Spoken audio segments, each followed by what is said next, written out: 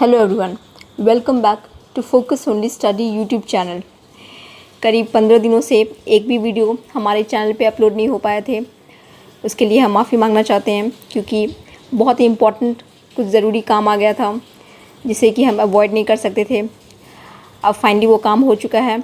अब हम फ्री हैं और आप लोगों के लिए वीडियो हम रेगुलर बेसिस पे बनाएंगे। ठीक है, अभी तक जो हम लोग ने पीजीटी जूलॉजी सेक्शन में देख लिया है वो है एनिमल किंगडम का पूरा यूनिट हमने ख़त्म कर दिया था। इसके साथ ही हमने एनिमल सेल का सभी टॉपिक्स पढ़ा दिया था।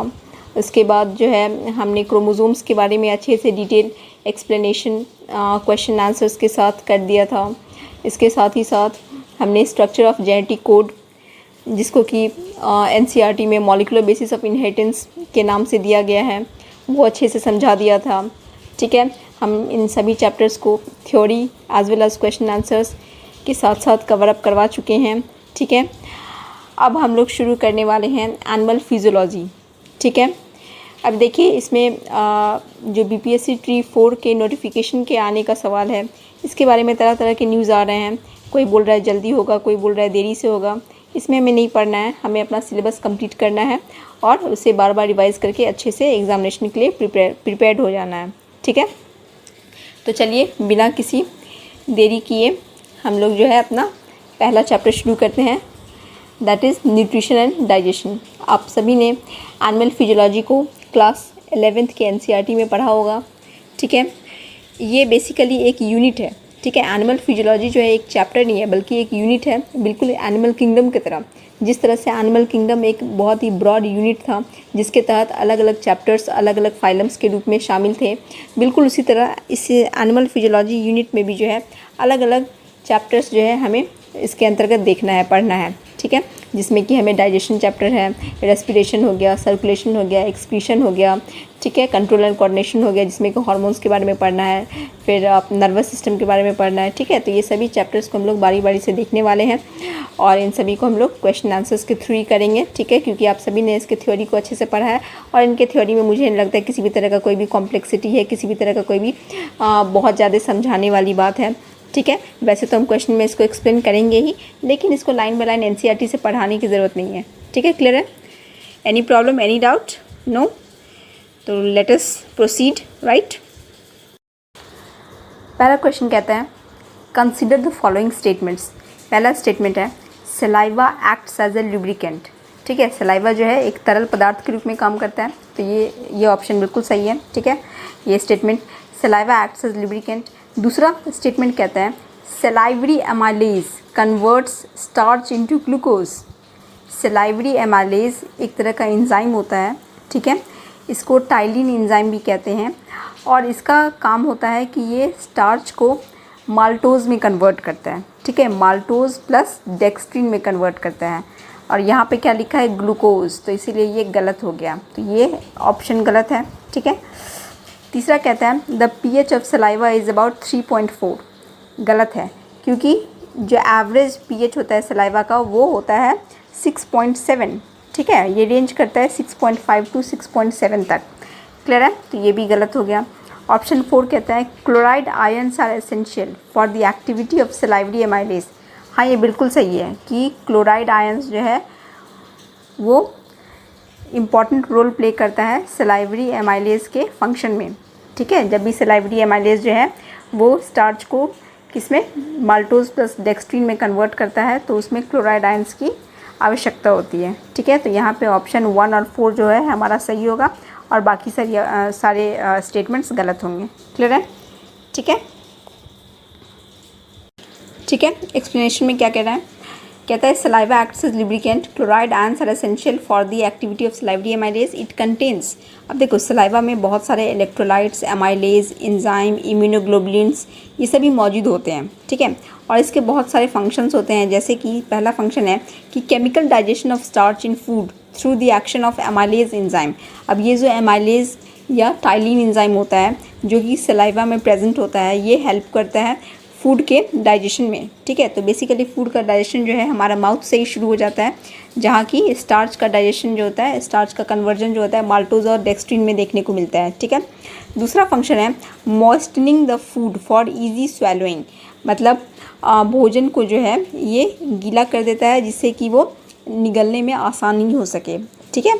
तीसरा है allows the tongue to taste the food by dissolving the food, ठीक है। अगर हमारे पास सलाइवा नहीं रहेगा माउथ में तो हम फूड को आसानी से टेस्ट नहीं कर पाएंगे, ठीक है।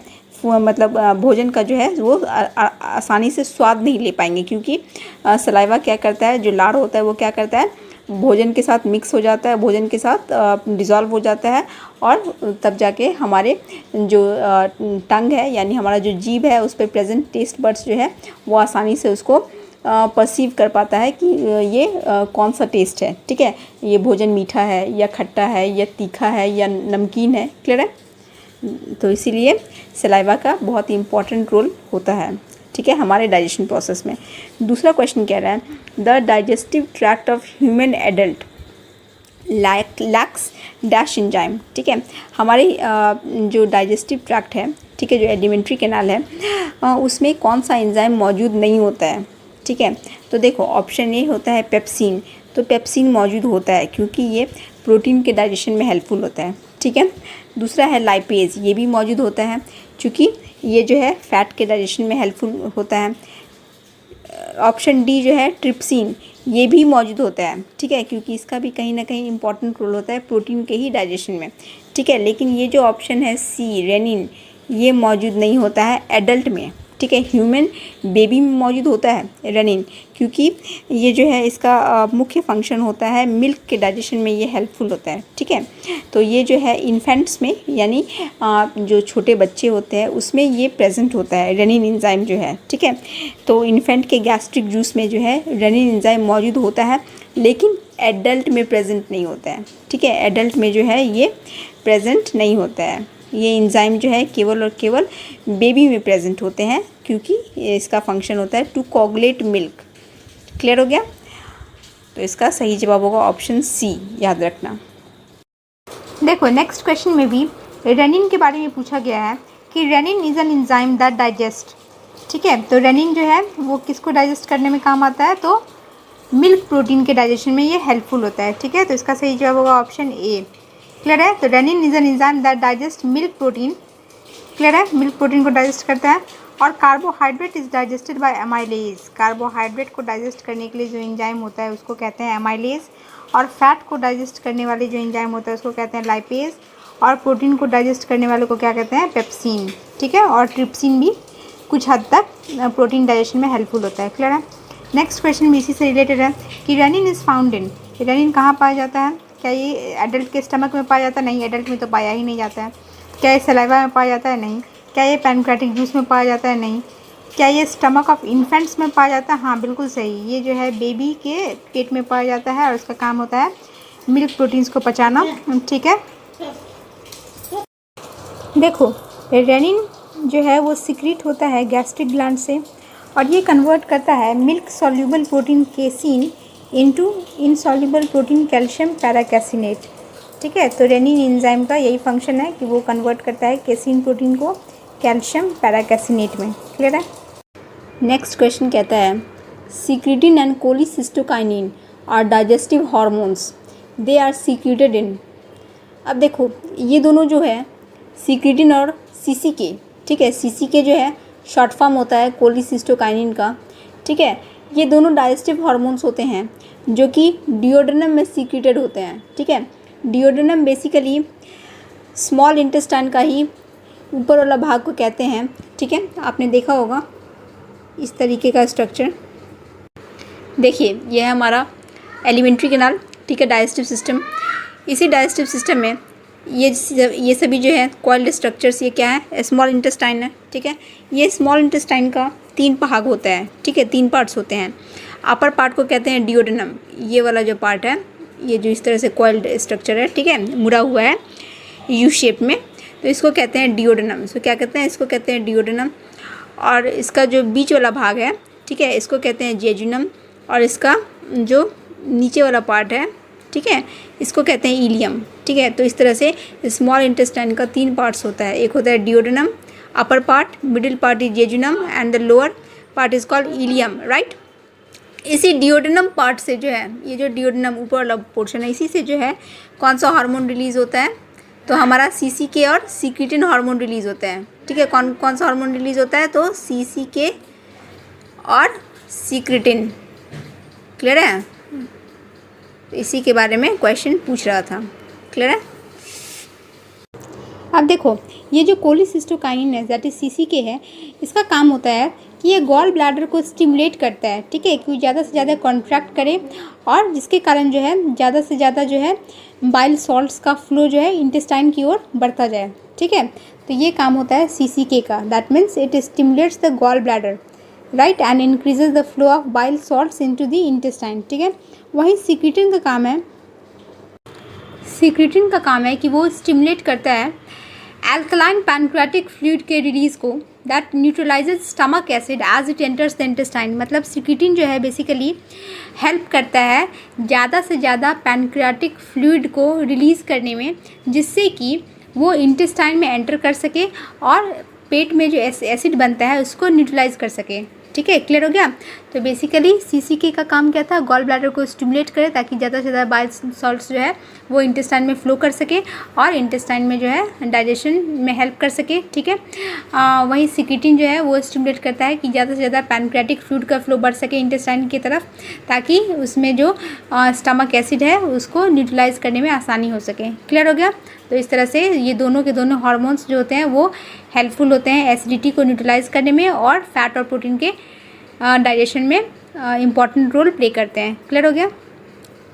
नेक्स्ट क्वेश्चन कहता है, most of the enzymatic hydrolysis occurs in which part of alimentary canal and from which digestive gland. ठीक है, ज़्यादातर जो इंजाइमेटिक हाइड्रोलिसिस है वो एलिमेंट्री कैनाल के किस पार्ट में होता है और किस डाइजेस्टिव ग्लैंड से होता है। तो इसका सही जवाब होगा हमारा ऑप्शन बी। ठीक है, option B, that is small intestine and pancreas. ठीक है, क्यों होगा, क्योंकि देखो ज़्यादातर जो इंजाइम का हाइड्रोलिसिस होता है ना, मतलब इंजाइम जो टूटते हैं, फिर एक इंजाइम जो है वो बड़े मॉलिक्यूल को ब्रेक डाउन करके छोटे छोटे मॉलिक्यूल्स में तोड़ते हैं। ये सभी मेन इंपॉर्टेंट प्रोसेसेस जो है वो स्मॉल इंटेस्टाइन में ही कैरी आउट किया जाता है, वो भी पैनक्रियाटिक जूस के हेल्प से। ठीक है, तो इस तरह से ज़्यादातर इंजाइमेटिक हाइड्रोलिसिस जो है वो एलिमेंट्री कैनाल के स्मॉल इंटेस्टाइन में ही होता है। दरअसल स्मॉल इंटेस्टाइन ही वो ऐसा इंपॉर्टेंट ऑर्गन है जिसमें कि एक्चुअल जो डाइजेशन प्रोसेस होता है उसको अंजाम दिया जाता है। क्लियर है। तो enzymatic hydrolysis is a process, ये एक ऐसा प्रोसेस है जिसमें कि enzymes facilitate the cleavage of bonds in molecules with the addition of elements of water. ठीक है, कह रहा है कि इंजाइमेटिक हाइड्रोलिसिस, इंजाइम और हाइड्रोलिसिस, ठीक है, ये दो अलग अलग टर्म है। ये एक ऐसा प्रोसेस है जिसमें कि इंजाइम हेल्प करता है मॉलिक्यूल में जो बॉन्ड है उसको तोड़ने में। क्लीवेज का मतलब होता है तोड़ना, ठीक है, ब्रेक करना। With the addition of elements of water, मतलब पानी के हेल्प से जो है, ठीक है, वाटर के एलिमेंट के हेल्प से जो है बॉन्ड को तोड़ा जाता है और उसके थ्रू जो है इंजाइम का फंक्शन को स्टिमुलेट किया जाता है। ठीक है, फैसिलिटेट किया जाता है। ड्यूरिंग डाइजेशन होता क्या है कि ड्यूरिंग डाइजेशन के दौरान जो है, पाचन क्रिया के दौरान जो है, carbohydrates are broken down. Carbohydrates को जो है छोटे छोटे मॉलिक्यूल्स दैट इज मोनोसैकेराइड्स में तोड़े जाते हैं। ठीक है, उस तरह प्रोटीन्स को जो है वो अमीनो एसिड्स में तोड़ा जाता है। ठीक है, उसी तरह से जो है ट्राइग्लिसराइड्स दैट इज़ फैट्स को जो है वो छोटे छोटे ग्लिसरॉल और फैटी एसिड्स में तोड़ा जाता है। तो हो क्या रहा है कि बड़े बड़े कॉम्प्लेक्स मॉलिक्यूल्स को जो है छोटे छोटे सिंपलर मॉलिक्यूल्स में तोड़ा जा रहा है with the help of enzymes. ठीक है, तो ये सभी एंजाइम्स जो है वो क्या कर रहा है, enzymatic hydrolysis process carry out कर रहा है। और ये सभी कार्यक्रम कहाँ हो रहा है, तो स्मॉल इंटेस्टाइन यानी छोटी आंत में हो रहा है। ठीक है, पैनक्रियाटिक एंजाइम्स, अब पैनक्रियाटिक एंजाइम्स जो होते हैं जिसमें कि हमारा ट्रिप्सिन हो गया, काइमोट्रिप्सिन हो गया, लाइपेज हो गया, हाइड्रोलेज हो गया, अमाइलेज हो गया, इन सभी का काम क्या है, डाइजेशन ऑफ कार्बोहाइड्रेट्स, फैट्स और प्रोटीन्स को अंजाम देना। ठीक है, और ये सभी पैनक्रियाटिक जूस में मौजूद होते हैं। ठीक है, और ये सभी जूसेस जो हैं वो पैनक्रियाज से सीक्रेट किए जाते हैं और जो कि स्मॉल इंटेस्टाइन में हो रहे प्रोसेसेस को क्या करता है, स्टिमुलेट करने में हेल्प करता है। ठीक है, कैरी आउट करने में हेल्प करता है। क्लियर हो गया। नेक्स्ट क्वेश्चन कहता है oxyntic cells secrete, oxyntic cells जो है वो क्या सिक्रीट करता है, HCl सिक्रीट करता है। ये हम लोग बचपन से पढ़ते आ रहे हैं, ठीक है, इसमें कोई प्रॉब्लम नहीं होना चाहिए, ठीक है। और इन सेल्स को जो है पैराइटल सेल्स के नाम से भी हम जानते हैं। ऑक्जेंटिक सेल्स के बदले अगर यहाँ पैराइटल सेल्स लिखा हो तो भी वो आंसर क्या होगा, ऑप्शन बी ही होगा, दैट इज HCl ही होगा, ठीक है। और ये सभी सेल्स जो है चाहे ऑक्जेंटिक सेल्स हो या पैराइटल सेल्स हो, ये कहाँ लोकेटेड होते हैं, तो हमारे गैस्ट्रिक ग्लैंड्स में लोकेटेड होते हैं। और ये गैस्ट्रिक ग्लैंड्स कहाँ पाया जाता है, तो स्टमक के लाइनिंग में पाया जाता है, ठीक है। These cells are responsible for gastric acid secretion, स्वाभाविक है क्योंकि ये गैस्ट्रिक ग्लैंड्स में प्रेजेंट है, इसीलिए ये गैस्ट्रिक जूस सिक्रेशन करने के लिए रिस्पॉन्सिबल होंगे, ठीक है। और ये हेल्प करता है किस चीज़ में, तो digestion of food, absorption of minerals, ठीक है। गैस्ट्रिक जूस का क्या काम होता है, गैस्ट्रिक जूस का काम होता है कि वो भोजन को पचाने में, मिनरल्स को एब्जॉर्ब करने में और हार्मफुल बैक्टीरिया को कंट्रोल करने में हेल्प करता है, ठीक है। इसका इंपॉर्टेंट फंक्शंस और रोल होता है, ठीक है।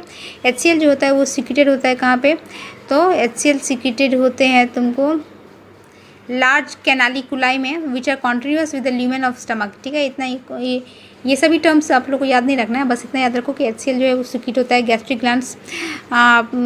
ग्लैंड्स में सिक्रेटेड होता है, ठीक है। और ये इसका काम होता है फूड के एब्जॉर्प्शन में, फूड के डाइजेशन में, मिनरल के एब्जॉर्प्शन में और हार्मफुल बैक्टीरिया के कंट्रोल करने में। क्लियर हो गया। और ये HCl कहाँ प्रोड्यूस होते हैं, तो ल्यूमेन ऑफ स्टमक में, ठीक है। नेक्स्ट क्वेश्चन कहता है which of the following stimulates the gall bladder to release bile, ठीक है। अभी हमने देखा कि गॉल ब्लैडर को स्टिमुलेट करने का काम कौन करता है, तो CCK, that is option C, ठीक है। इसका सही जवाब क्या होगा, ऑप्शन सी, यही स्टिमुलेट करता है गॉल ब्लैडर को ज़्यादा से ज़्यादा बाइल जूस रिलीज़ करें ताकि वो बाइल सॉल्ट्स और बाइल जूसेस को जो है इंटेस्टाइन में भेज सके ताकि वहाँ का डाइजेशन प्रोसेस आसानी से कैरी आउट हो सके। क्लियर है। ये देखो इसका एक्सप्लेनेशन यहाँ पे दे रखा है, ठीक है, आप लोग पढ़ लेना, कुछ खास नहीं है। CCK को पैनक्लोजामिन के नाम से भी हम जानते हैं, ठीक है। ये एक पेप्टाइड हार्मोन होता है जिसका काम होता है फैट और प्रोटीन के डाइजेशन में हेल्प करना और गॉल ब्लैडर को स्टिमुलेट करना ताकि वो बाइल जूस को रिलीज़ कर सके और पैनक्रियाटिक एंजाइम्स को मूव कर सके इनटू स्मॉल इंटेस्टाइन, ठीक है। इसी सब के बारे में यहाँ पे दे रखा है। और तो और थोड़ा मात्रा में CCK जो है वो ब्रेन में और एंट्रिक नर्वस सिस्टम में भी पाया जाता है, ठीक है। क्लियर हो गया। तो अगर पूछेगा क्वेश्चन कि क्या CCK प्रेजेंट होता है ओनली इन डाइजेस्टिव ट्रैक्ट, नहीं, CCK is also present in brain and enteric nervous system along with digestive system. Clear है। नेक्स्ट क्वेश्चन है in which part of alimentary canal symbiotic micro organisms are found, तो याद रखना alimentary canal का सिर्फ एक ही part होता है जिसमें कि कुछ सिम्बायोटिक माइक्रो ऑर्गेनिजम्स पाए जाते हैं और उसका नाम है सीकम। उसका नाम क्या है, सीकम। दरअसल सीकम जो है वो लार्ज इंटेस्टाइन का एक पार्ट होता है, ठीक है। ये एक स्मॉल ब्लाइंड सैक होता है विच होस्ट सम सिम्बायोटिक माइक्रो ऑर्गेनिजम्स, ठीक है। और यही सिम्बायोटिक माइक्रो ऑर्गेनिजम्स जो है वो विटामिन B12 के सिंथेसिस में हेल्पफुल होते हैं और ये डाइजेशन में काफ़ी इंपॉर्टेंट रोल प्ले करते हैं, ठीक है। So these symbiotic micro organisms help in the break down of complex food into simple food, ठीक है। आपने काफ़ी बार सुना होगा कि हमारे आंतों में क्या होता है, विटामिन B12 का सिंथेसिस होता है, ठीक है, साइनोकोबालामिन इसका कहते हैं। तो विटामिन B12 को सिंथेसिस करने वाले ये जो माइक्रो ऑर्गेनिजम्स होते हैं ये कहाँ पाए जाते हैं, ये सीकम में पाए जाते हैं, जो कि पार्ट होता है किसका, तो लार्ज इंटेस्टाइन का, ठीक है। याद रखना है this is a part of large intestine not small intestine, right. Next question है which cells of gastric gland secrete HCl, gastric gland का वो कौन सा सेल्स है, कौन सी कोशिकाएं हैं जो कि HCl सीक्रेट करने के लिए जानी जाती है, तो इसका सही ऑप्शन होगा option C, that is oxyntic cells, जिसको कि हमने पैराइटल सेल्स के नाम से भी देखा है, ठीक है। यही सेल्स होती है जो कि HCl को सीक्रेट करती है। क्लियर है। सो यहाँ पे आप लोग देख रहे हो ये एक स्टमक का डायग्राम दे रखा है, ठीक है। और इसी स्टमक में क्या होता है, ऑक्जेंटिक सेल्स प्रेजेंट होते हैं। क्लियर है। और ये ऑक्जेंटिक और पैराइटल सेल्स जो है वो सीक्रेट करती है HCl, और ये HCl क्या करता है, तो बाहर से आने वाली माइक्रोब्स को फाइट करता है, ठीक है। उससे हमें हमारे डाइजेस्टिव ट्रैक्ट को प्रोटेक्ट करता है। साथ ही साथ जो है ये फूड को थोड़ा बहुत एसिडिक मीडियम प्रोवाइड करने का काम करता है। क्लियर है। और भी बहुत सारे काम होते हैं। हाँ, एक क्वेश्चन अक्सर पूछा जाता है कि बताइए कि हाइड्रोक्लोरिक एसिड इतना पावरफुल एसिड होने के बावजूद स्टमक के लाइनिंग को डैमेज क्यों नहीं कर पाता है, ठीक है। क्योंकि HCl तो बहुत ही ये होता है, बहुत ही पावरफुल एसिड है ना, ठीक है। हम हाथ में भी लेंगे तो ये क्या हमारा हाथ जला देगा। तो ऐसा क्यों नहीं होता है कि HCl से भरा ये गैस्ट्रिक ग्लैंड जो है, जो कि हमारे पेट में मौजूद रहता है और पेट को नुकसान नहीं पहुंचाता है?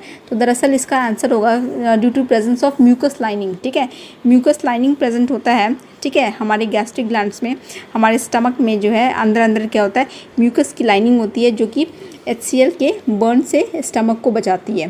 क्लियर हो गया? तो इस तरह से HCl जो है गैस्ट्रिक ग्लैंड के द्वारा सिक्रीट होता है। ठीक है, गैस्ट्रिक ग्लैंड के ऑक्जेंटिक सेल्स के द्वारा। क्लियर है? सिर्फ इतना ही नहीं, पेराइटल सेल्स के अलावा भी, ठीक है, इसमें कुछ और सेल्स मौजूद होते हैं, म्यूकस सेल्स और पेप्टिक सेल्स। ठीक है, म्यूकस सेल्स की फंक्शन मैंने बता दिया कि ये HCl से स्टमक को प्रोटेक्ट करता है। ठीक है, वहीं पेराइटल सेल्स हमने देख लिया कि ये HCl सीक्रेट करता है। HCl के साथ साथ ये कैसल्स इंट्रिंसिक फैक्टर नामक एक होता है, फैक्टर होता है। ठीक है, इसको हमें नहीं पढ़ना है डिटेल में, बस इतना याद रखो कि कैसल्स इंट्रिंसिक फैक्टर जो है ये भी प्रेजेंट होता है और सीक्रेट किया जाता है किसके द्वारा? तो पेराइटल सेल्स के द्वारा। ठीक है, पेराइटल सेल्स के द्वारा HCl plus Castle's intrinsic factor. ठीक है, दरअसल ये कैसल्स इंट्रिंसिक फैक्टर जो है वो हेल्प करता है HCl के एक्शन में। ठीक है, तो ये फैक्टर भी बहुत इंपॉर्टेंट होता है HCl के फंक्शन को प्ले करने के लिए। ठीक है, वहीं पेप्टिक सेल्स जो है वो पेप्सिनोजेन रिलीज़ करने का काम करता है। ठीक है, और ये पेप्सिनोजेन का रोल होता है प्रोटीन डाइजेशन में हेल्प करता है। क्लियर हो गया? प्रोटीन डाइजेशन में ये हेल्प करता है। ठीक है, तो इस तरह से 3 तरह के सेल्स प्रेजेंट है कहाँ? हमारे गैस्ट्रिक ग्लैंड ऑफ स्टमक में। क्लियर हो गया?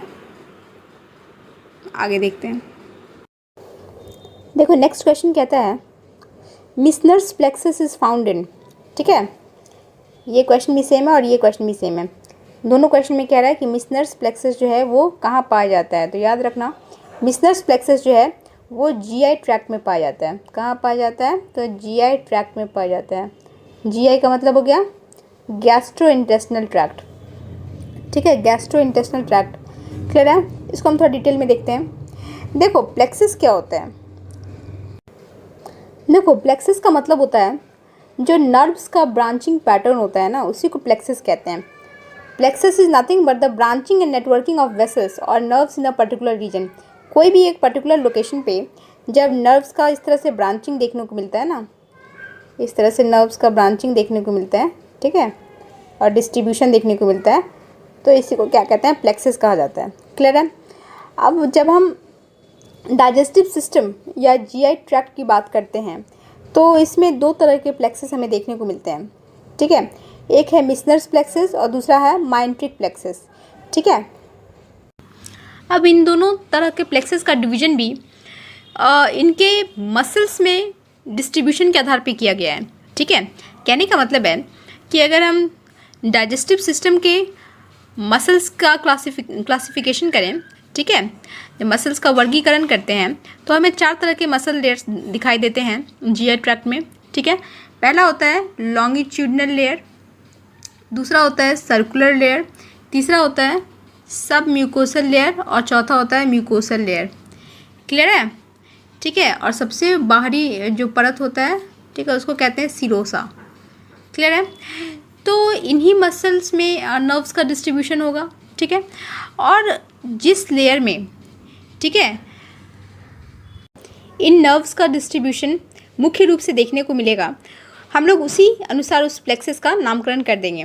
जैसे कि मैंने क्या बताया कि 2 तरह का प्लेक्सस होता है, पहला है मिसनर्स प्लेक्सस और दूसरा है माइंट्रिक प्लेक्सस। ठीक है, यहाँ देखो डायग्राम में अगर आप लोग ध्यान से देखोगे, इस डायग्राम में यहाँ दिख रहा है कि सब म्यूकोसस प्लेक्सस को मिसनर्स प्लेक्सस कहते हैं हम लोग। ठीक है, अब इसको सब म्यूकोसस प्लेक्सस क्यों कहते हैं? क्योंकि अगर आप लोग ध्यान से देखोगे तो ये किस रीजन में है? तो सब म्यूकोसल रीजन में है। ठीक है, between the circular muscle and mucosal muscle layer. ठीक है, ये जो सर्कुलर लेयर ऑफ मसल्स है और ये जो म्यूकोसल लेयर ऑफ मसल्स है, उसी के बीच में तो ये प्रेजेंट है ना।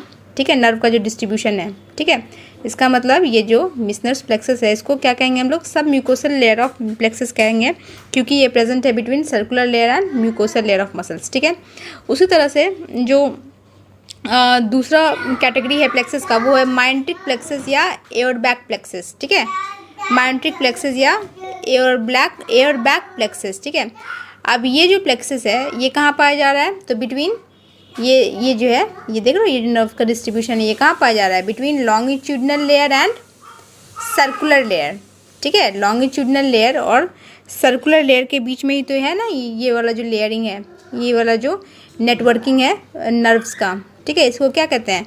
माइंट्रिक प्लेक्सस या एयरबैक्स प्लेक्सस, ठीक है। तो इस तरह से दो प्लेक्सस होते हैं और ये दोनों ही प्लेक्सस जो है हमारे जीआई ट्रैक्ट में पाए जाते हैं, ठीक है, गैस्ट्रो इंटेस्टाइनल ट्रैक्ट में पाए जाते हैं। और इनका काम क्या होता है? तो ये नर्व का डिस्ट्रीब्यूशन देखते हैं, ठीक है। और ये बहुत सारा काम करते हैं, जैसे कि अगर हम बात करें मिसनस प्लेक्सस का, ठीक है, तो मिसनस प्लेक्सस जो है इसका काम है, ये रेगुलेट करता है configuration of the luminal surface, control glandular secretion, alters electrolyte and water transport and regulates local blood flow, right? और इसका नाम मिसनस प्लेक्सस क्यों पड़ा? क्योंकि ये जो है एक जर्मन साइंटिस्ट के ऊपर रखा गया है इसका नाम, जिनका नाम था जॉर्ज मिसनर, ठीक है। क्लियर हो गया?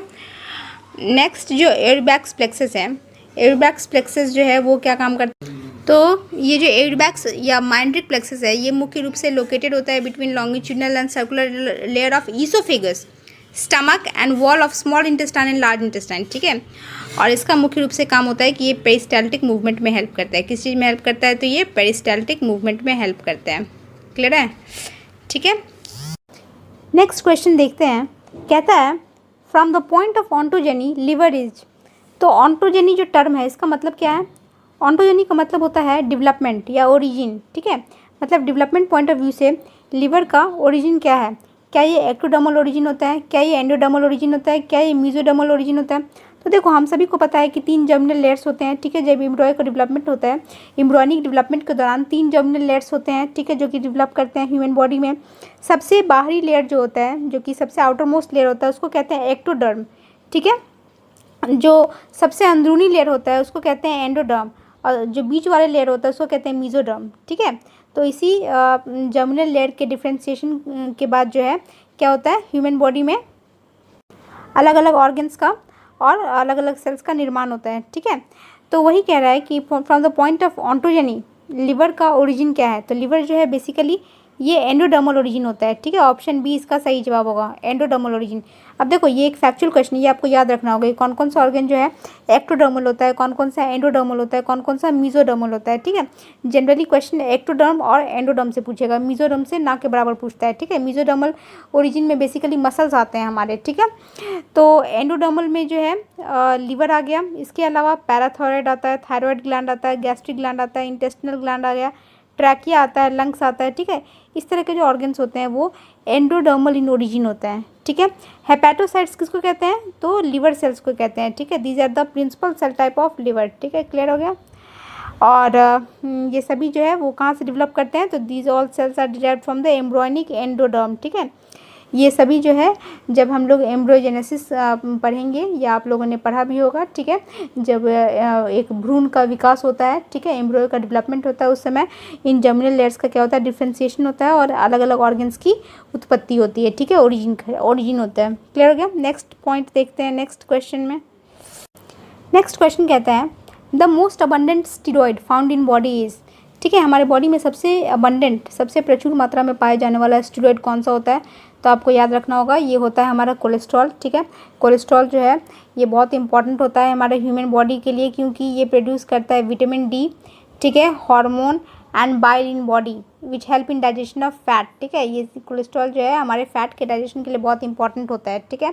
सिर्फ इतना ही नहीं, ये एक हेल्दी लाइफ जीने के लिए बहुत ही इंपॉर्टेंट है, क्योंकि जब इसका अमाउंट जो है नॉर्मल से एक्सीड कर जाता है तब ब्लड में क्या होने लगते हैं, क्लॉट्स बनने लगते हैं, थक्के बनने लगते हैं, खून के थक्के जमने लगते हैं, जिसके कारण क्या होता है, बाद में हार्ट अटैक आने की आशंका होती है। क्लियर हो गया? आपने सुना होगा कोलेस्ट्रॉल किसी का बढ़ा हुआ रहता है तो वो रेगुलर हार्ट चेकअप कराता है, ठीक है, ताकि उसे हार्ट अटैक का जो है चांसेस कितने % है या नहीं है, तो उससे उसको पता चलते रहे। क्लियर हो गया? ठीक है। लेकिन एक नॉर्मल अमाउंट ऑफ कोलेस्ट्रॉल जो है बहुत इंपॉर्टेंट होता है, क्योंकि ये हमारे बॉडी में फैट का डाइजेशन करने में इंपॉर्टेंट रोल प्ले करता है, साथ ही साथ अलग अलग तरह के हार्मोन्स, बाइल जूसेस का सीक्रेशन और विटामिन डी को प्रोड्यूस करने में हेल्पफुल होता है, ठीक है। नेक्स्ट क्वेश्चन है, which of the following vitamin is essential for the healing of wound. घाव भरने के लिए कौन सा विटामिन की आवश्यकता होती है? तो आप सभी को पता होगा, ये हमारा है विटामिन सी। विटामिन सी जो है वो बहुत इंपॉर्टेंट होता है घाव भरने के लिए। और विटामिन सी का जो केमिकल नाम है वो है हमारा एस्कॉर्बिक एसिड। ठीक है, विटामिन सी किस में पाया जाता है? आंवला में, ऑरेंज में, लेमन में, जितने साइट्रस फ्रूट्स हैं, खट्टे वाले फल हैं, ठीक है, उसमें विटामिन सी प्रचुर मात्रा में पाई जाती है। और ये बहुत ही इंपॉर्टेंट होता है वुंड हीलिंग के केस में। ठीक है, कोबालामिन कॉल्ड विटामिन B12। ठीक है, यहाँ पे एक एक्स्ट्रा इन्फॉर्मेशन दे रखा है, जो ऑप्शन ए है कोबालामिन, तो इसको कोबालामिन या साइनोकोबालामिन भी कहते हैं। इसे ये बेसिकली एक केमिकल नेम है विटामिन B12 के लिए। ठीक है, और इसके प्रेजेंस से जो है आरबीसी का फॉर्मेशन होता है। ठीक है, और इसके कमी होने से क्या हो जाता है, तो हमारा जो है बॉडी में आरबीसी की कमी हो जाती है। क्लियर है? नेक्स्ट है ऑप्शन सी टोकोफेरॉल। तो टोकोफेरॉल जो है विटामिन ई को कहते हैं। ठीक है, विटामिन ई को क्या कहा जाता है? हमारा टोकोफेरॉल हम कहते हैं। उसके बाद निकोटिनामाइड को विटामिन B3 कहा जाता है। ठीक है, निकोटिनामाइड जो है ऑप्शन डी, इसको क्या कहते हैं? विटामिन B3 कहते हैं। क्लियर हो गया? ये हो गया विटामिन सी। साइनोकोबालामिन हो गया तुम्हारा विटामिन B12 और टोकोफेरॉल हो गया हमारा विटामिन ई। क्लियर हो गया? और विटामिन B3 यानी निकोटिनामाइड के कमी से जो है पेलाग्रा नामक डिजीज़ होता है। ठीक है, तो ये सब इम्पॉर्टेंट हो जाता है। खासकर विटामिन के नाम, केमिकल नेम जो होते हैं उसके डेफिशिएंसी डिजीज़ेस। ठीक है, ये सबको आपको याद रखना होगा, एग्जामिनेशन पॉइंट ऑफ व्यू से काफ़ी इंपॉर्टेंट हो जाता है। नेक्स्ट क्वेश्चन कहता है synthesis of prothrombin occurs in. Prothrombin का सिंथेसिस जो है वो कहाँ होता है? क्या ये ब्लड प्लेटलेट्स में होता है? नहीं। क्या ये ब्लड प्लाज्मा में होता है? नहीं। क्या ये बोन मैरो में होता है? नहीं। ये कहाँ होता है? तो ये हमारा लिवर में होता है। ठीक है, प्रोथ्रोम्बिन एक इम्पॉर्टेंट कंपोनेंट होता है जो कि ब्लड क्लॉटिंग में एक इम्पॉर्टेंट रोल प्ले करता है। ठीक है, जब भी हमें कहीं चोट लगती है और उसमें क्या होता है, खून का क्या होता है, जब क्लॉट जमता है, ठीक है, जब खून का क्लॉट जमता है, सो क्लॉटिंग ऑफ ब्लड कहते हैं। उसमें बहुत सारे फैक्टर्स इन्वॉल्व रहते हैं और उसमें एक उसी के प्रोसेस में एक इम्पॉर्टेंट फैक्टर है, दैट इज़ प्रोथ्रोम्बिन। और प्रोथ्रोम्बिन का सिंथेसिस कहाँ होता है? तो वही पूछ रहा है, तो ये होता है लिवर में। और बेसिकली इसका काम क्या होता है ब्लड क्लॉटिंग में? तो ये कन्वर्ट करता है प्रोथ्रोम्बिन जो होता है, blood plasma is converted to thrombin in presence of thromboplastin. ठीक है, प्रोथ्रोम्बिन जो है वो थ्रोम्बिन में कन्वर्ट होता है, किसके प्रेजेंस में? तो थ्रोम्बोप्लास्टिन के प्रेजेंस में और कैल्शियम आयन के प्रेजेंस में ड्यूरिंग ब्लड क्लॉटिंग। मैंने कहा था ना, इसका ब्लड क्लॉटिंग में बहुत इंपॉर्टेंट रोल होता है। क्लियर हो गया? और इसी प्रोथ्रोम्बिन का सिंथेसिस कहाँ होता है? तो हमारे लिवर में होता है। प्रोथ्रोम्बिन केवल लिवर में नहीं बल्कि ये जो है ब्लड प्लाज्मा, आरबीसी, डब्ल्यूबीसी, ठीक है, माफ़ कीजिए, प्रोथ्रोम्बिन जो है वो ब्लड प्लाज्मा में पाया जाता है। ठीक है, जबकि जो आरबीसी और डब्ल्यूबीसी है वो बोन मैरो में फॉर्म होते हैं। ठीक है, तो प्रोथ्रोम्बिन कहाँ पाया जाता है? तो ब्लड प्लाज्मा में। ठीक है, और आरबीसी और डब्ल्यूबीसी जो है वो बोन मैरो में इसका फॉर्मेशन होता है। ठीक है, क्लियर हो गया? आगे देखते हैं। नेक्स्ट क्वेश्चन कहता है which of the following ions is essential for the activity of salivary amylase. हमने बताया था कि सलाइवरी अमाइलेज या टाइलिन एंजाइम जो है वो हमारे बकल कैविटी में प्रेजेंट होता है। ठीक है, ये सलाइवा में मौजूद होने वाला एंजाइम है जो कि हेल्प करता है स्टार्च को माल्टोज और डेक्सट्रिन में कन्वर्ट करने में। ठीक है, तो बेसिकली जो हमारा स्टार्च का डाइजेशन है, ठीक है, कार्बोहाइड्रेट का डाइजेशन है, वो कहाँ से शुरू हो जाता है? तो वो माउथ से ही शुरू हो जाता है। ठीक है, तो ये क्लोराइड आयन जो है वो एसेंशियल होता है for the activity of salivary amylase. ठीक है, वो जो सलाइवरी अमाइलेज एंजाइम जो काम करता है उसके फंक्शन के लिए कौन सा आयन का होना आवश्यक है? तो वो है chloride ion, that is Cl-। ठीक है, क्लोराइड आयन। ठीक है, और जो सोडियम आयन है ऑप्शन बी, ये इसका काम क्या होता है? तो ये हार्ट बीट कंट्रोल करता है। ठीक है, सोडियम आयन जो है वो क्या काम करता है? तो हार्ट बीट जो है वो कंट्रोल करने का काम करता है। वहीं जो ऑप्शन सी है आयरन, ये आयरन जो है हम सभी को पता है कि ये हीमोग्लोबिन में प्रेजेंट होता है और हीमोग्लोबिन क्या करता है? तो ऑक्सीजन का सप्लाई करता है पूरे बॉडी में। ठीक है, जो ऑप्शन डी है सल्फेट आयन, सल्फेट आयन जो है वैसे तो कोई इंपॉर्टेंट रोल प्ले नहीं करता है हमारे ह्यूमन बॉडी में। ठीक है, लेकिन माइक्रोन्यूट्रिएंट्स के रूप में ये प्रेजेंट होता है। ठीक है, तो ये जो सलाइवरी अमाइलेज और टाइलिन है वो क्या करता है? कैटलाइज करने का काम करता है, the hydrolysis of starch into sugar. मैंने बताया कि स्टार्च का वो क्या करता है? डाइजेशन करता है। ठीक है, जिसके लिए क्लोराइड आयन का होना आवश्यक है। नेक्स्ट क्वेश्चन कहता है Kupffer cells of liver are concerned with, ये बहुत ही इंपॉर्टेंट क्वेश्चन है, मार्क करो। ठीक है, कफर सेल्स ऑफ लिवर, देखो लिवर के जो प्रिंसिपल सेल्स होते हैं उसको हमने बताया कि हेपेटोसाइट्स कहा जाता है। क्लियर है, एक पॉइंट। दूसरा पॉइंट है कि लिवर में जो कफर सेल्स होते हैं इसका मुख्य फंक्शन होता है फैगोसाइटोसिस करना। ठीक है, फैगोसाइटोसिस क्या होता है, तो फैगोसाइटोसिस का मतलब होता है कि जो ब्लड में कुछ हार्मफुल, ठीक है, कुछ हार्मफुल बैक्टीरिया मौजूद होते हैं उसको मार गिराने का काम करता है ये कफर सेल्स। ठीक है, तो Kupffer cells are basically the phagocytes of the liver. ठीक है, these are the phagocytes of the liver because the harmful bacteria present in the blood are eaten by the Kupffer cells of the liver. ठीक है, and destroy them. Liver में जो ये Kupffer cells होते हैं ये बेसिकली फैगोसाइट्स का काम करते हैं। ठीक है, एक तरह का फिल्टर का काम करते हैं जो कि क्या करता है, जो हमारे रक्त में जो ब्लड में जो हार्मफुल जो बैक्टीरिया मौजूद होता है उसको खाने का काम करता है। ठीक है, फैगो का मतलब ही होता है ईट करना। ठीक है, ईट करना, और पीनो का मतलब होता है ड्रिंक करना। तो दो बेसिकली प्रोसेसेस आप लोगों ने सुना होगा, एक होता है पिनोसाइटोसिस और एक होता है फैगोसाइटोसिस। तो पिनोसाइटोसिस को कहते हैं सेल ड्रिंकिंग, ठीक है, और फैगोसाइटोसिस को कहते हैं सेल ईटिंग। तो यहाँ पे जो है कफर सेल्स जो है वो हार्मफुल बैक्टीरियल सेल्स को खाने का काम करता है। ठीक है, जिससे क्या हो रहा है कि हमारा लिवर में जो हार्मफुल बैक्टीरिया है वो पूरी तरह से इसके द्वारा सफाया कर दिया जाता है, कफर सेल्स के द्वारा उसको डिस्ट्रॉय कर दिया जाता है।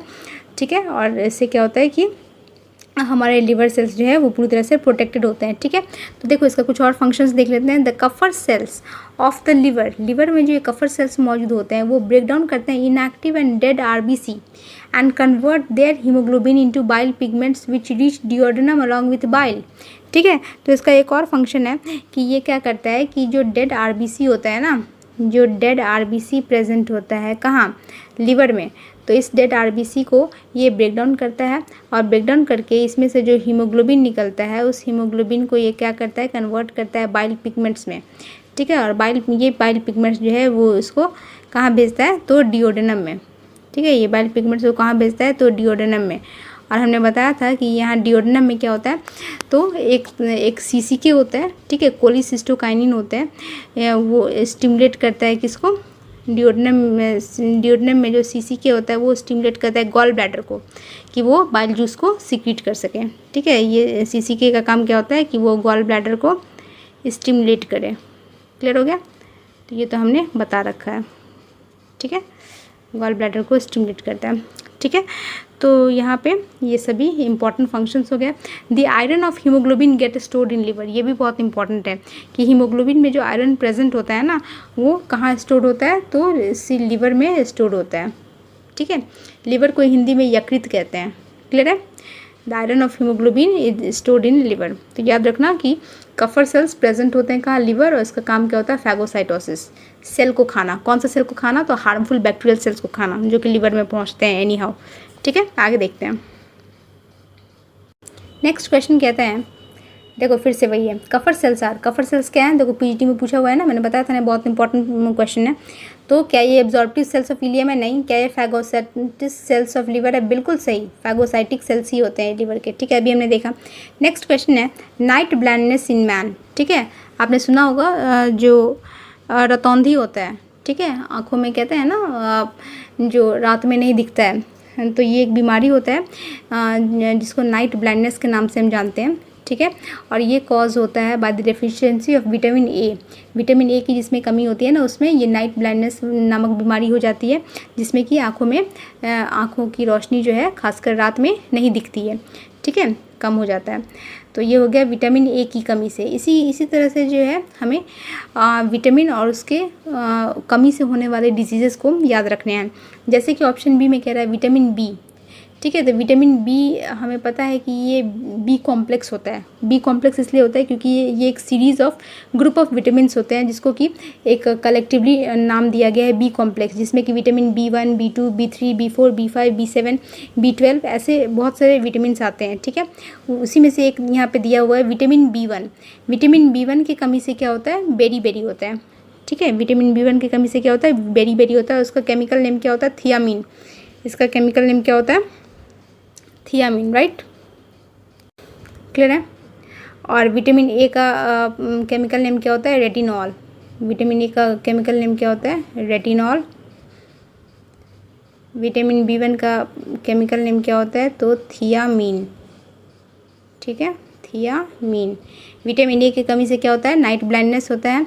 विटामिन B1 की कमी से क्या होता है? बेरी होता है। विटामिन सी का केमिकल नेम क्या है? एस्कॉर्बिक एसिड है, ठीक है, आपने पढ़ाई है अभी। और इसकी कमी से क्या होता है? स्कर्वी होता है। विटामिन डी की कमी से क्या होता है? रिकेट्स होता है। और विटामिन डी को क्या कहते हैं? क्या कहते हैं बोलो? देखो, विटामिन डी को क्या कहते हैं? कैल्सीफेरॉल कहते हैं, ठीक है, केमिकल नेम। और ये 2 टाइप्स का होता है, एक होता है D2 और दूसरा होता है D3, ठीक है। विटामिन D2 को क्या कहते हैं? तो इसको कहते हैं एर्गो कैल्सीफेरॉल। इसका केमिकल नेम क्या है? विटामिन D2 को एर्गो कैल्सीफेरॉल कहते हैं। और विटामिन D3 का केमिकल नेम क्या है? कोले कैल्सीफेरॉल। क्या है? कोले कैल्सीफेरॉल। क्लियर हो गया? तो ये याद रखना है, एडिशनल इन्फॉर्मेशन है, इसलिए मैंने बता दिया, ठीक है, ठीक है। और विटामिन डी की कमी से क्या होता है? तो रिकेट्स होता है, ठीक है, जिसमें कि हड्डियां कमज़ोर हो जाती है, ठीक है। तो रिकेट्स होता है और इसके साथ ही साथ ऑस्टियोमलेशिया भी होता है, ठीक है, ऑस्टियोमलेशिया भी होता है, ठीक है, ऑस्टियोमलेशिया। दरअसल रिकेट्स चिल्ड्रन में होता है और ऑस्टियोमलेशिया जो होता है वो एडल्ट्स में होता है, ठीक है, लेकिन होता है विटामिन डी की कमी से ही। क्लियर है? इसीलिए कहा जाता है ना कि विटामिन डी के लिए आपको कैल्शियम खाना होता है और सनलाइट लेना होता है, ठीक है, धूप लेना होता है। उसके बाद जो है नेक्स्ट क्वेश्चन कहता है Kupffer cells are involved in. अब देखो, अभी हमने देखा कफर सेल्स के बारे में, ठीक है। इसके कुछ एडिशनल पॉइंट्स देख लेते हैं। ये तो पता है कि लिवर में पाया जाता है, ठीक है, ये भी पता है कि ये फैगोसिटिक नेचर का होता है। नेक्स्ट पॉइंट जो है कि Kupffer cells are resident liver macrophages, ठीक है, ये एक इम्पॉर्टेंट पॉइंट हो जाता है कि ये जो कफर सेल्स हैं वो मैक्रोफेजेस का एक टाइप्स होता है, ठीक है, और एक इम्पॉर्टेंट रोल प्ले करता है लिवर फंक्शन को मेंटेन करने में, ठीक है, ये भी हमने देखा।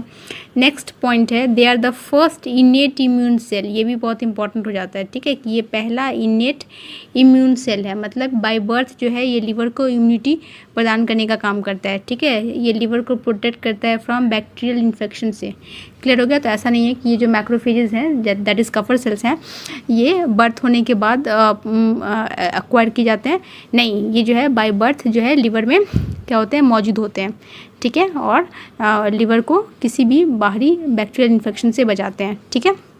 नेक्स्ट है what are phagocytes in liver. देख लो, एक ही क्वेश्चन को क्या होता है घुमा फिरा के पूछ रहे हैं कि अब क्या है लिवर में फैगोसाइट्स को क्या कहते हैं? तो क्या इसे एसिनार सेल्स कहते हैं? नहीं। क्या हैंसेन सेल्स है? नहीं। क्या ये डिटर सेल्स है? नहीं।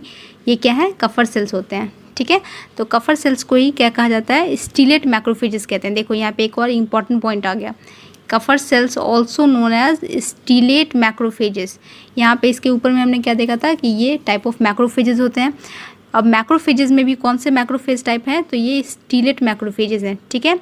एंड कफर ब्रोसिस सेल्स, ठीक है, आर स्पेशलाइज्ड मैक्रोफेजेस, ये एक स्पेशलाइज्ड मैक्रोफेजेस होते हैं जो कि लोकेटेड होते हैं लिवर में and lining in the walls of sinusoids में भी पाए जाते हैं and they form part of mononuclear phagocytic system, ठीक है। इतना इंपॉर्टेंट नहीं है, बस इतना याद रखो कि कफर सेल्स जो होते हैं फैगोसिटिक सेल्स होते हैं और ये स्टीलेट मैक्रोफेजेस होते हैं, ठीक है।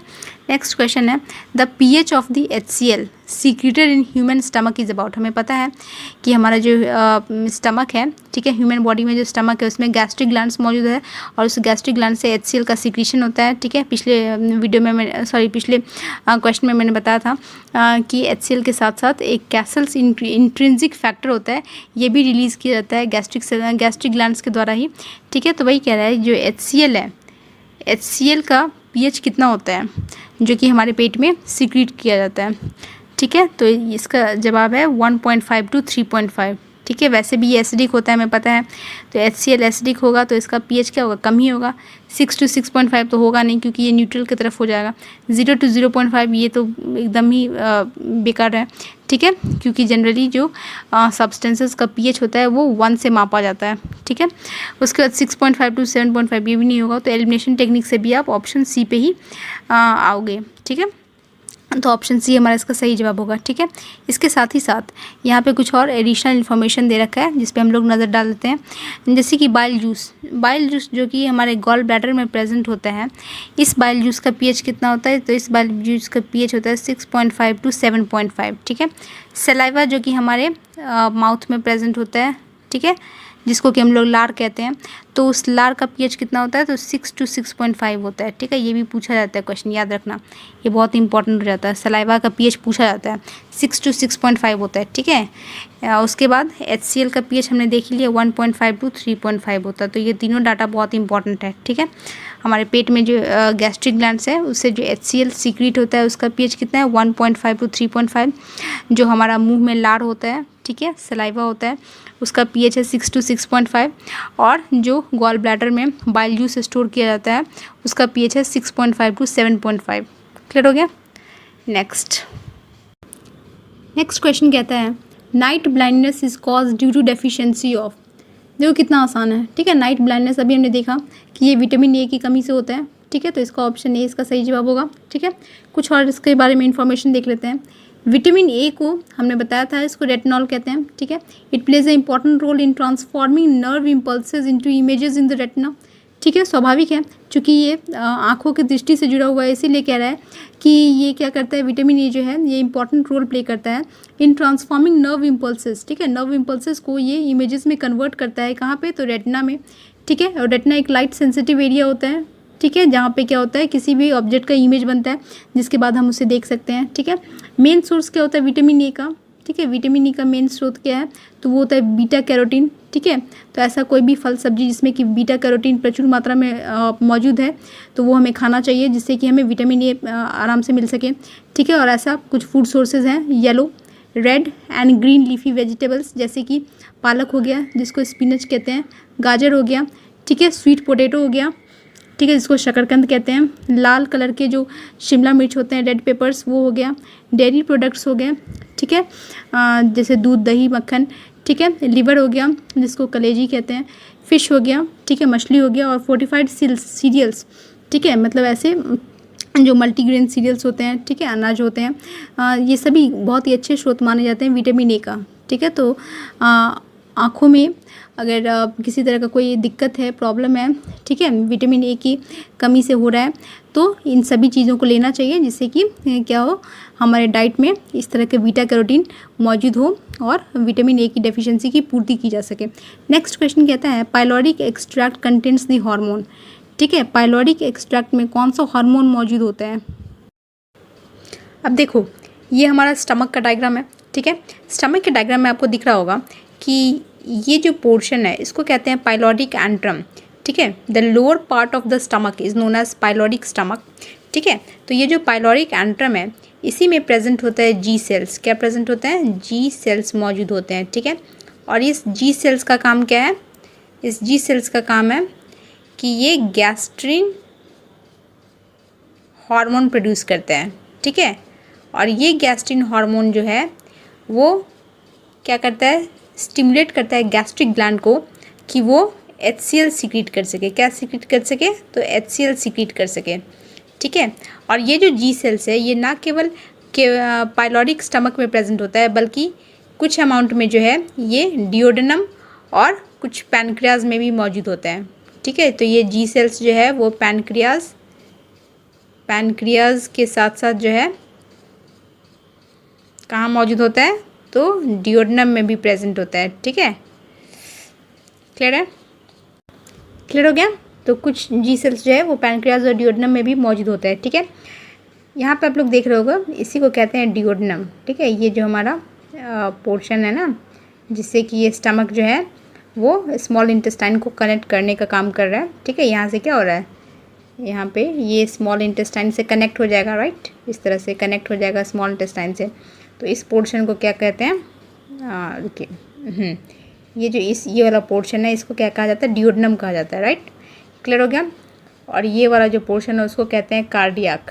ठीक है, और ये जो मेन बॉडी है ये हो गया हमारा फंडक। ठीक है, तो ये कार्डियक स्टमक है, ये फंडक स्टमक है, और ये हो जाता है जो लोअर पोर्शन हो जाता है, ये हो जाता है हमारा पाइलोरिक स्टमक।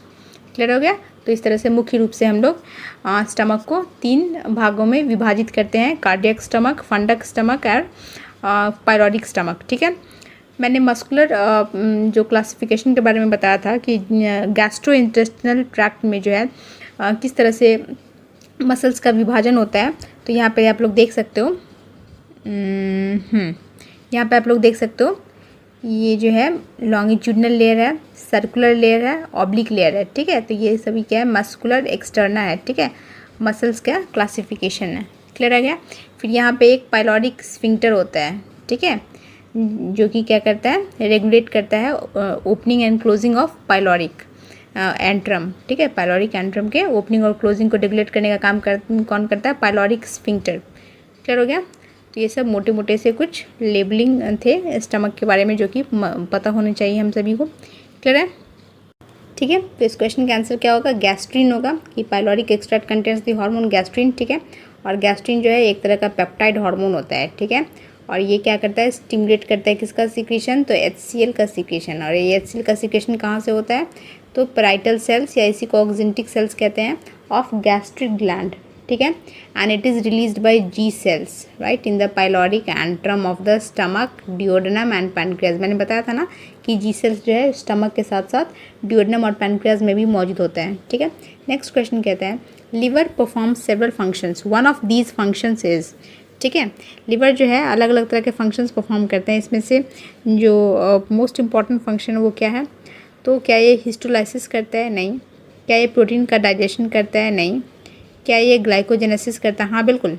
ये क्या करता है, जो लिवर में स्टोर्ड ग्लाइकोजन है उसको तोड़ के ग्लूकोज प्रोड्यूस करने का काम करता है। ठीक है, तो दरअसल होता है क्या है, जब एक्स्ट्रा ग्लूकोज बन जाते हैं हमारे शरीर में तो उसे स्टोर करना होता है।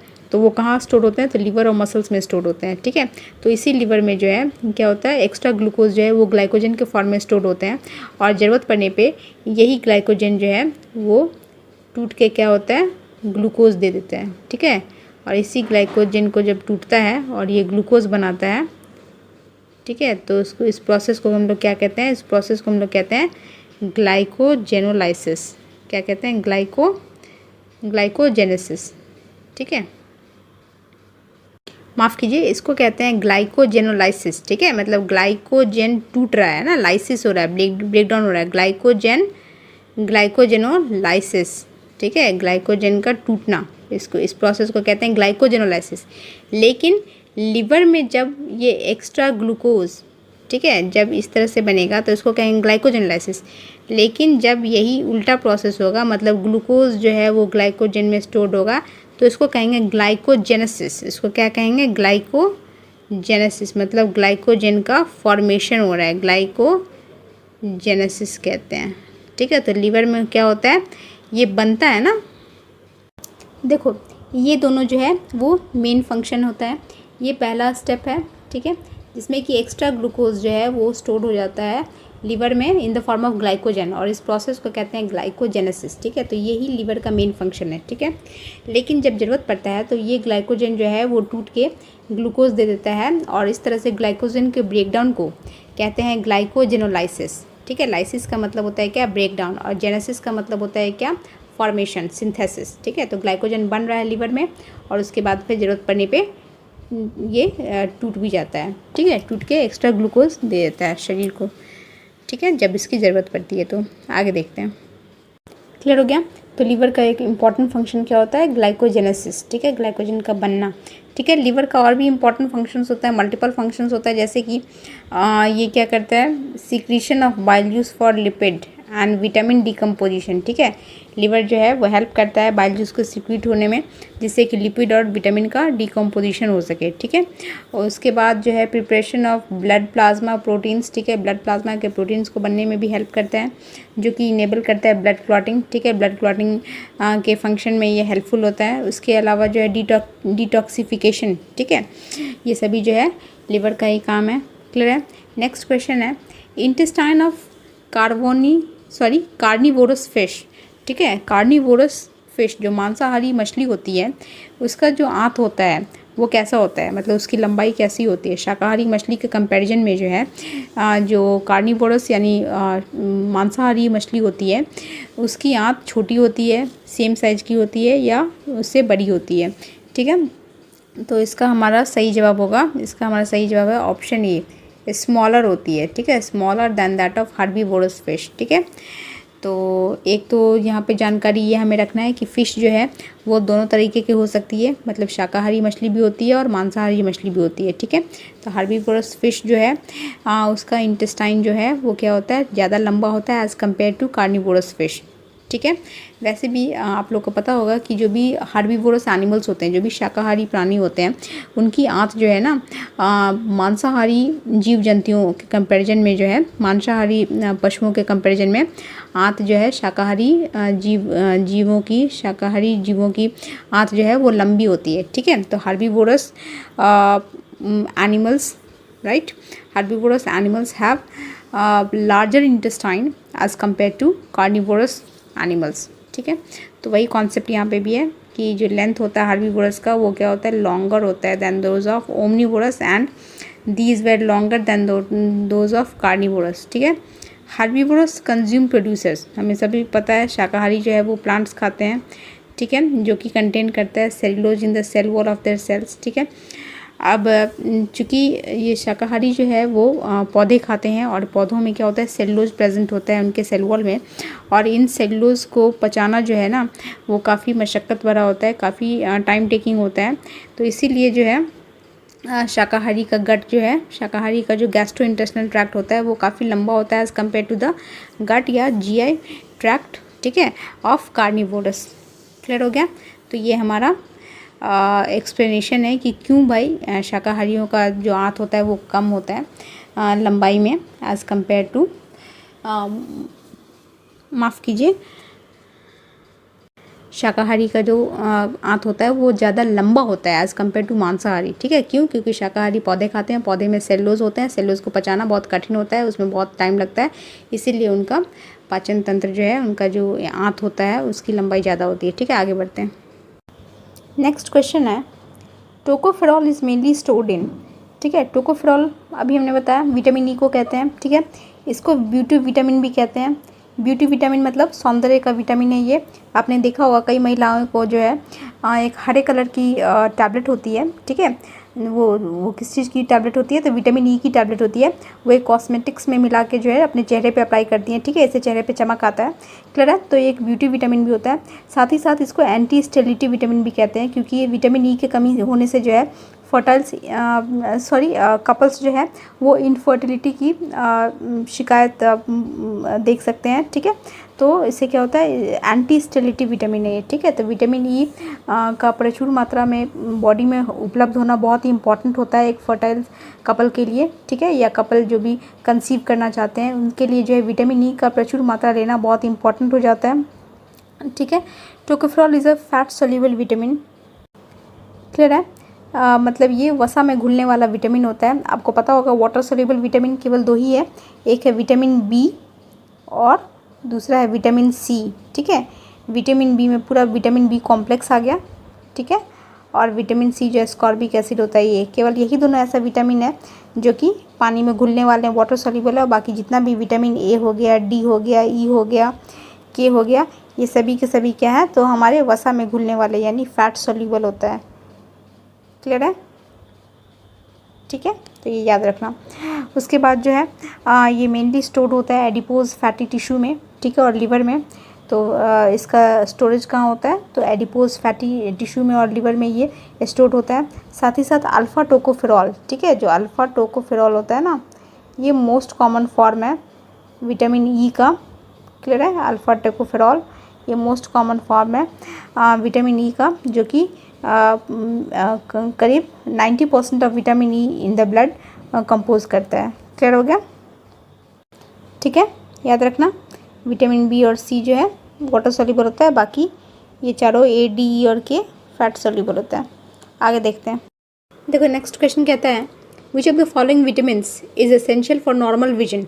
नॉर्मल विजन के लिए कौन सा एसेंशियल विटामिन होता है, तो विटामिन ए, जिसका केमिकल नाम क्या होता है, रेटिनॉल। ठीक है, तो retinol is essential for normal vision. Clear हो गया। और ये एक फैट सॉल्युबल विटामिन, अभी मैंने बताया ए, डी, ई और के जो है फैट सॉल्युबल होता है। ठीक है, और ये जो है कंपोनेंट होता है ऑफ द प्रोटीन रोडोप्सिन। ये बहुत इंपॉर्टेंट बात है। ठीक है, कि बताइए रेटिनॉल में कौन सा प्रोटीन मौजूद होता है, तो ये प्रोटीन रोडोप्सिन मौजूद होता है इसमें।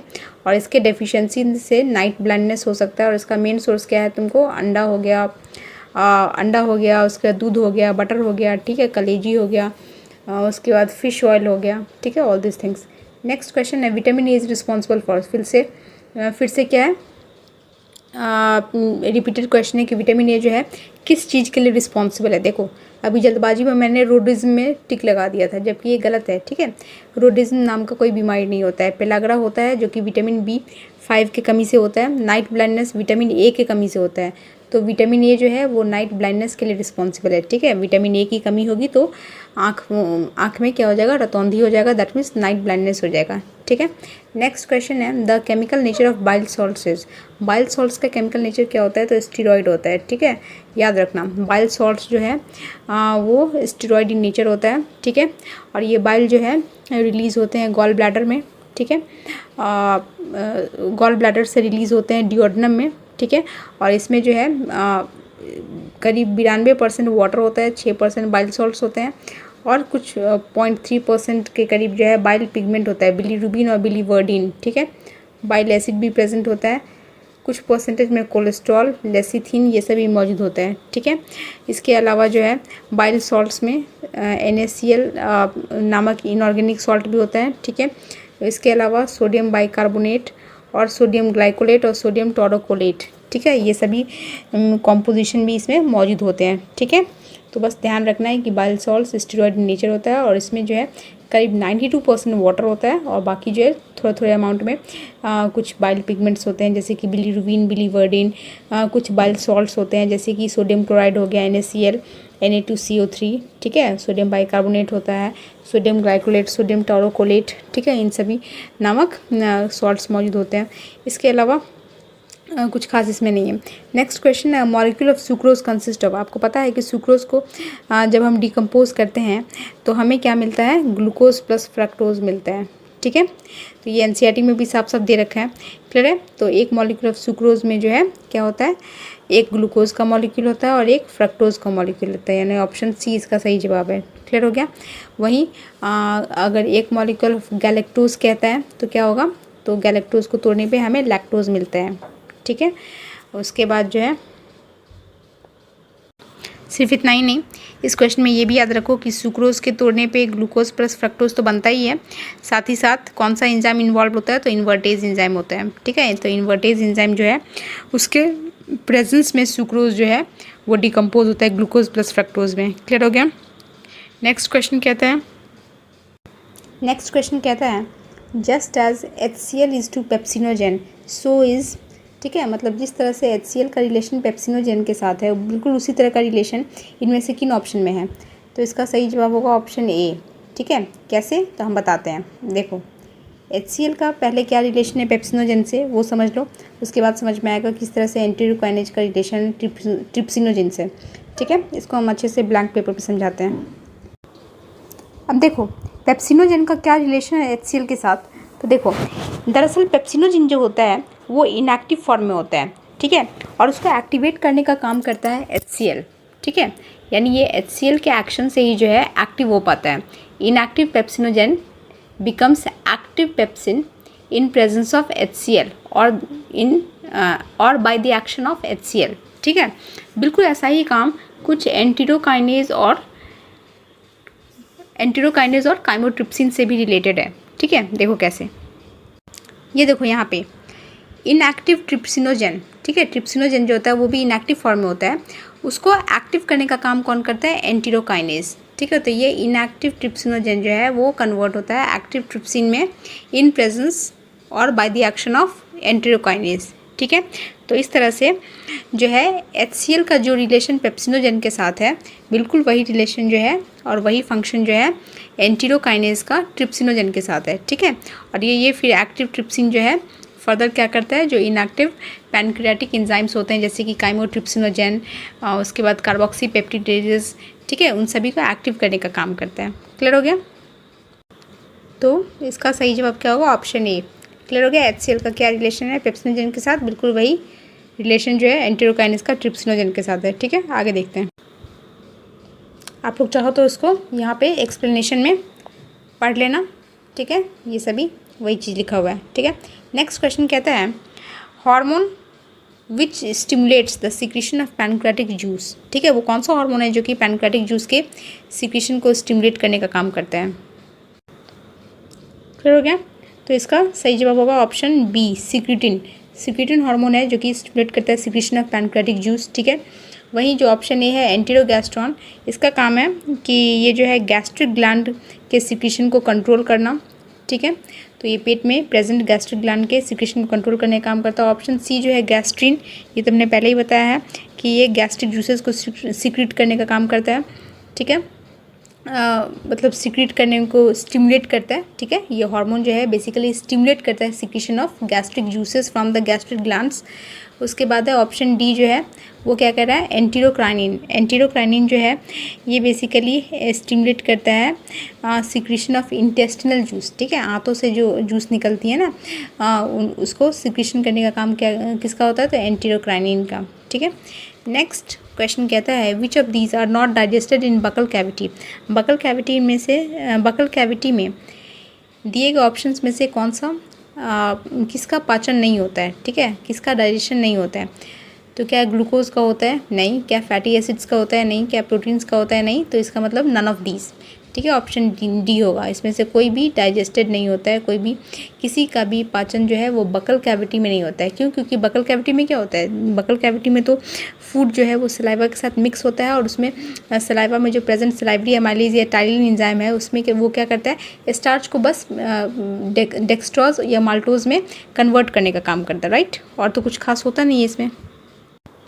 देखो क्या कहता है कि फूड का जो डाइजेशन है ना वो बकल कैविटी यानी हमारे माउथ से शुरू हो जाता है। ठीक है, दरअसल माउथ में जो हमारा टीथ है वो क्या करता है, फूड को छोटे छोटे टुकड़ों में तोड़ता है। ठीक है, यानी मैकेनिकल डाइजेशन जो है वो टीथ के हेल्प से होता है, जबकि सलाइवा में प्रेजेंट जो इंजाइम्स होते हैं वो इंजाइमेटिकली जो है वो डाइजेशन का प्रोसेस शुरू कर देता है। ठीक है, अब बकल कैविटी में जो डाइजेस्टिव जूसेस प्रेजेंट होते हैं वो कहाँ प्रेजेंट होते हैं? तो सलाइवा में प्रेजेंट होते हैं।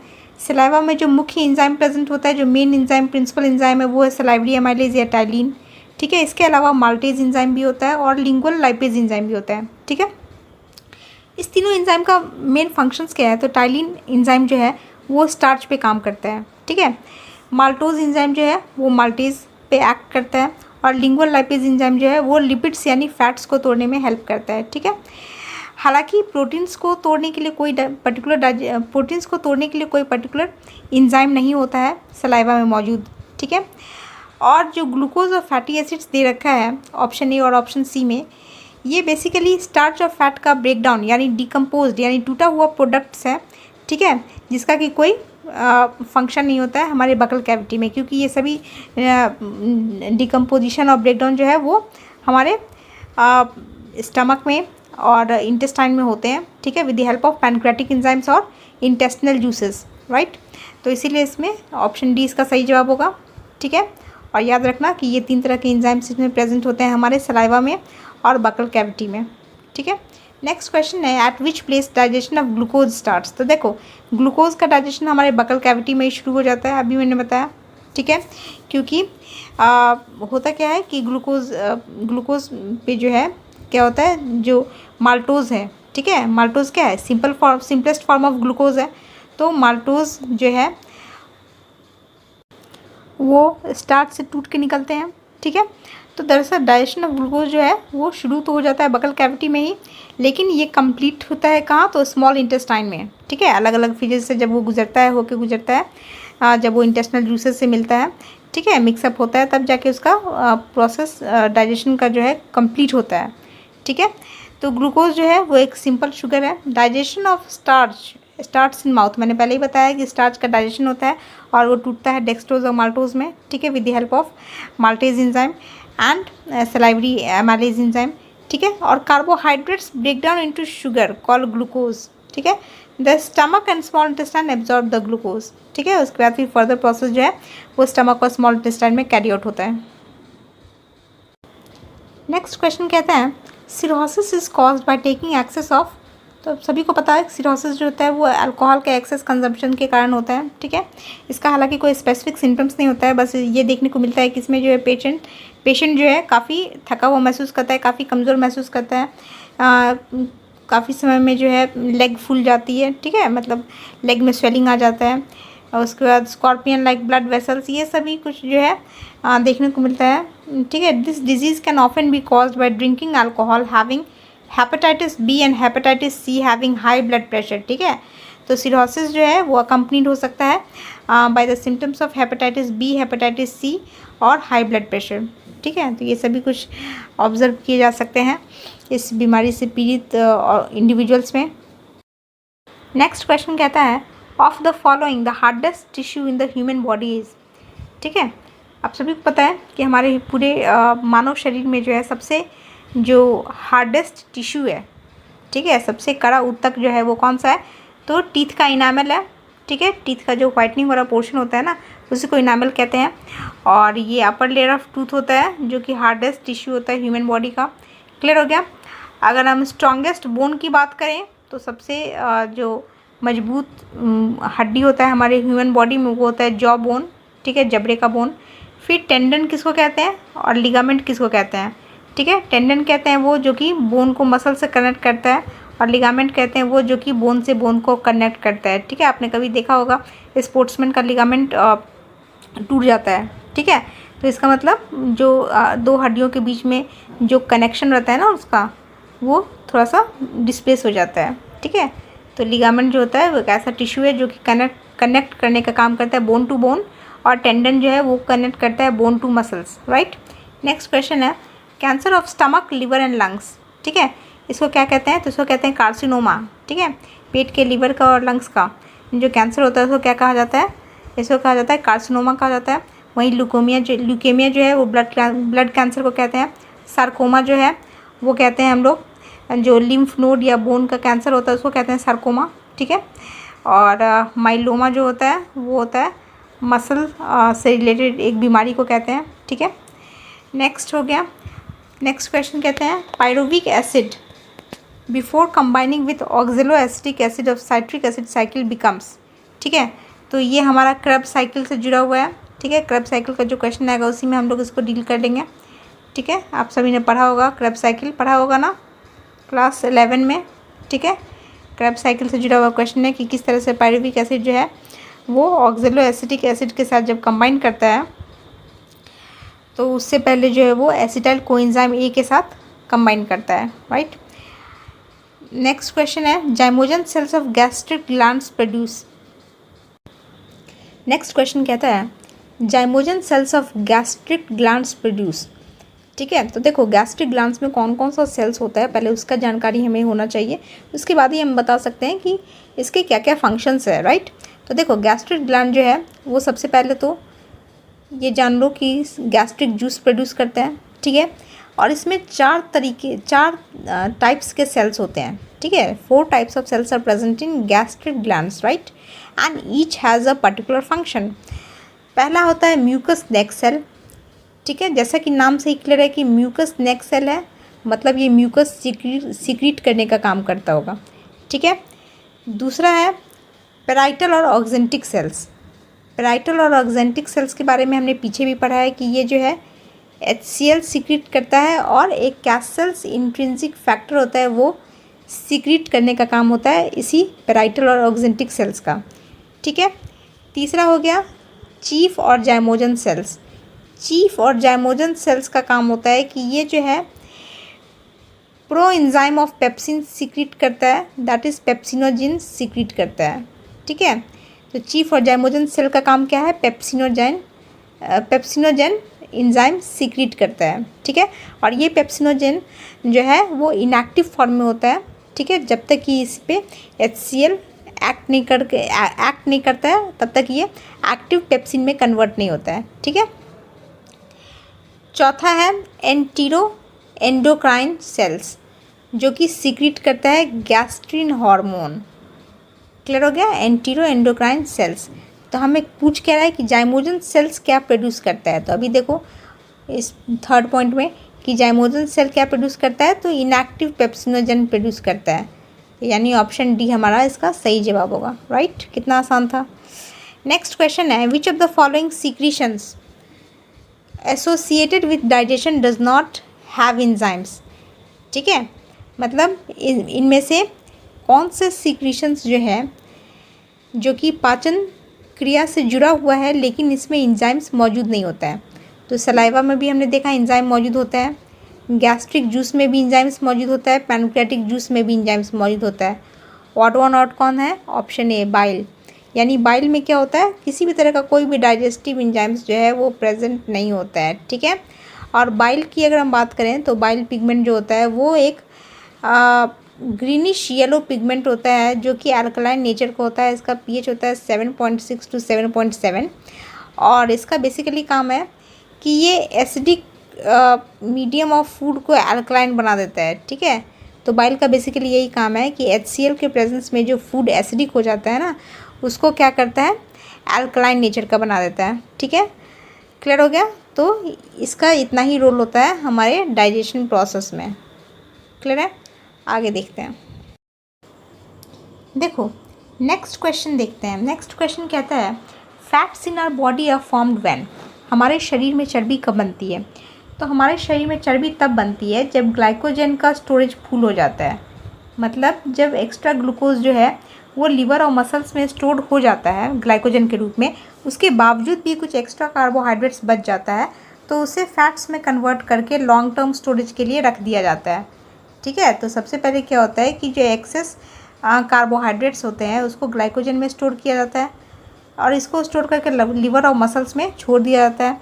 लेकिन इसके बावजूद भी जब एक्स्ट्रा कार्बोहाइड्रेट्स कुछ बच जाते हैं तो उसे फैट्स में कन्वर्ट कर दिया जाता है और उसे लॉन्ग टर्म स्टोरेज के लिए रख दिया जाता है। ठीक है, और तब हमारे शरीर में क्या होता है, यही लॉन्ग टर्म स्टोरेज वाला जो फैट है वो चर्बी का रूप ले लेता है। क्लियर हो गया? नेक्स्ट क्वेश्चन है, dental formula in adolescent girl of age below 17 years. अब देखो यहाँ पे 17 ईयर्स से कम, ठीक है, किसी लड़की का डेंटल फार्मूला बताने को कह रहा है।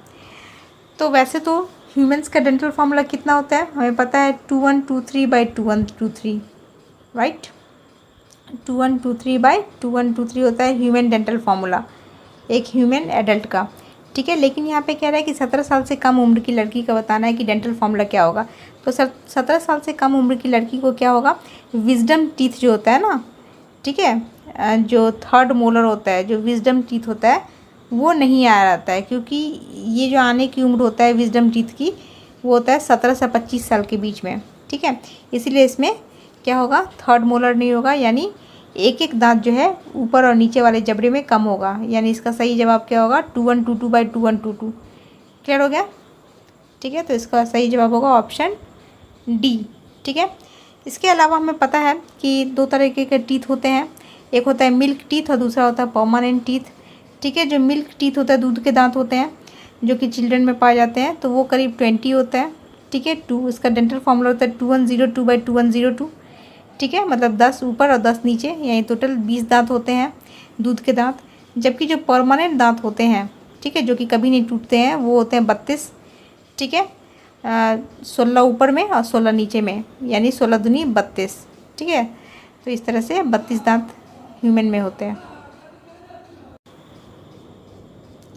ठीक है, तो आज यहीं तक रहने देते हैं, इतना आप लोग पढ़ो और इसका नेक्स्ट पार्ट आने वाला है जल्दी।